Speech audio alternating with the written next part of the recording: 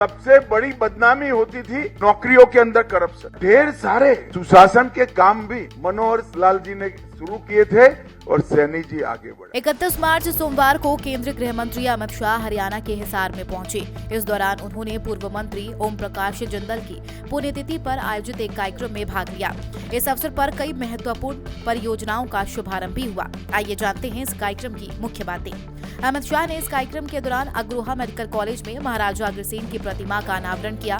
उन्होंने इस अवसर पर मेडिकल कॉलेज में 30 बेड के आईसीयू यूनिट का लोकार्पण किया और पीजी हॉस्टल के निर्माण कार्य का शिलान्यास भी किया। अपने संबोधन में गृह मंत्री अमित शाह ने महाराजा अग्रसेन की नीतियों और उनके योगदान को याद करते हुए कहा कि उनके शासन में कोई भी व्यक्ति भूखा नहीं सोता था। साथ ही उन्होंने कहा महाराजा अग्रसेन के शासनकाल में समाज की सेवा और उद्यमिता को प्राथमिकता दी गई थी। समृद्धि का इतना सुचारू रूप से राज्य पर बोझ डाले बगैर हर व्यक्ति के कल्याण का रास्ता शायद आज तक किसी ने ना ढूंढा है, ना किसी ने जमीन पर उतारा है। महाराजा अग्रसेन बहुत वीर योद्धा थे। महाभारत के युद्ध में भी इन्होंने हिस्सा लिया था बड़ी युवा अवस्था में, और इन्होंने एक प्रकार से पूरे समाज तो खैर अब बना, उस वक्त पूरा राज्य ही होगा, पूरे राज्य के संस्कारों को सिंचित करने का काम किया।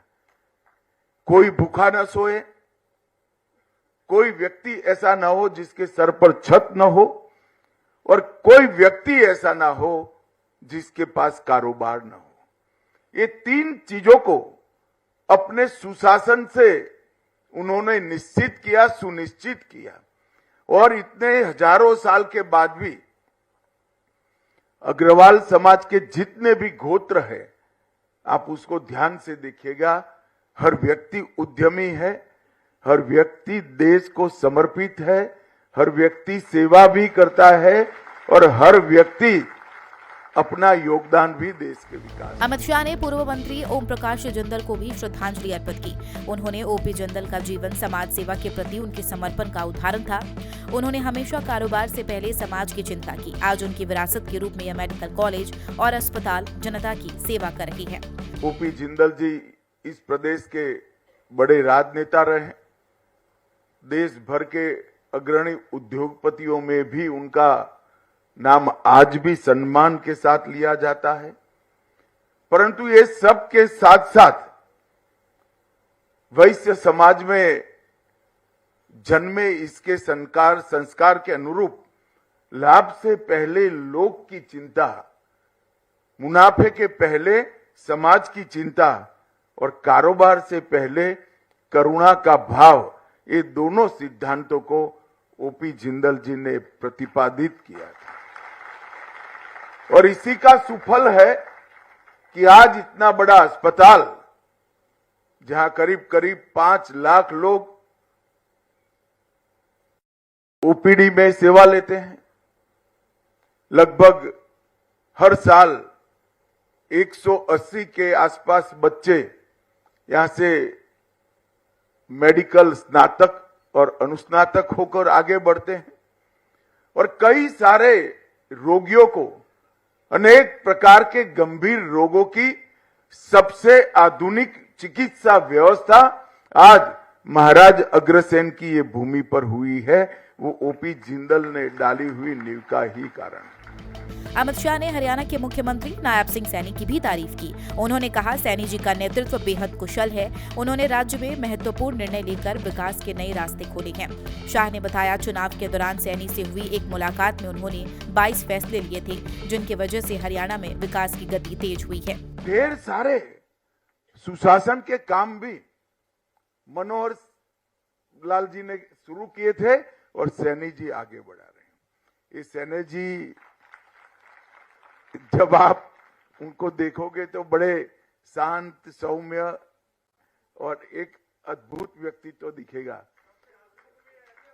हंसमुख तो है ही, पर इसके साथ साथ कठोर प्रशासक भी है। प्रशासन पर पूरी उसकी पकड़ है। जब हरियाणा में चुनाव की शुरुआत आई तब कुछ सुधार करने जरूरी थे। मेरे घर पर एक मीटिंग हुई, कुछ निर्णय हुए, 22-23 निर्णय हुए थे। मैं इसको दोहराना नहीं चाहता, परंतु बैठक के बाद मैंने सैनी को अकेले में कहा कि सैनी जी ये बहुत कठिन है, इतने 2.5 महीने में 3 महीने में सब पूरा करना।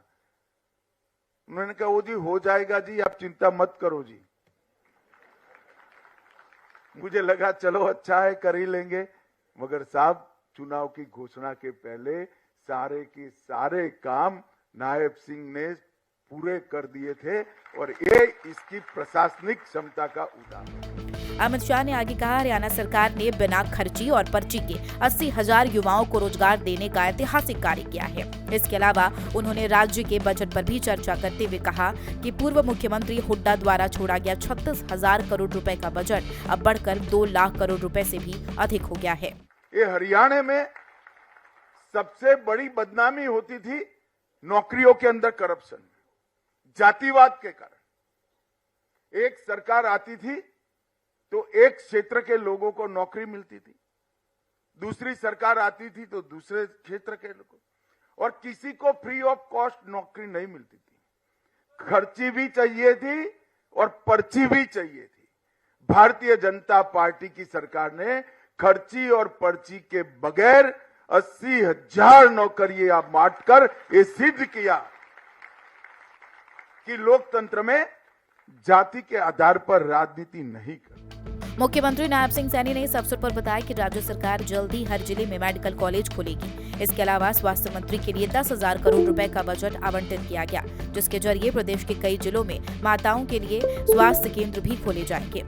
अमित शाह ने हरियाणा की कृषि नीति की भी सराहना की। उन्होंने कहा कि हरियाणा पहला राज्य है जिसने MSP पर 14 फसलों की खरीद की शुरुआत की। इसके साथ ही उन्होंने कहा कि लाल डोरे के भीतर मालिकाना हक देने वाला पहला राज्य भी हरियाणा है। शाह ने यह भी कहा कि हरियाणा में पंचायतों में महिलाओं की भागीदारी सबसे ज्यादा है। यहाँ के सरपंच पूरी तरह से शिक्षित हैं।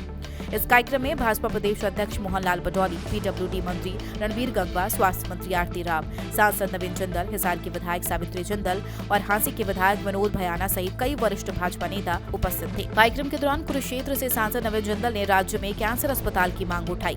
हालांकि इस पर केंद्रीय गृह मंत्री अमित शाह ने तत्काल घोषणा नहीं की, लेकिन इस पर विचार करने का आश्वासन दिया। अंत में अमित शाह ने OP जिंदल की पुण्यतिथि पर आयोजित इस कार्यक्रम को एक ऐतिहासिक मौके के रूप में बताया, जहां हरियाणा के विकास और समाज सेवा के प्रति एक नई प्रतिबद्धता को दिखाया गया। इस दौरान किए गए विकास कार्यों ने राज्य की सामाजिक और आर्थिक स्थिति को मजबूती दी है। Bureau report, prime news.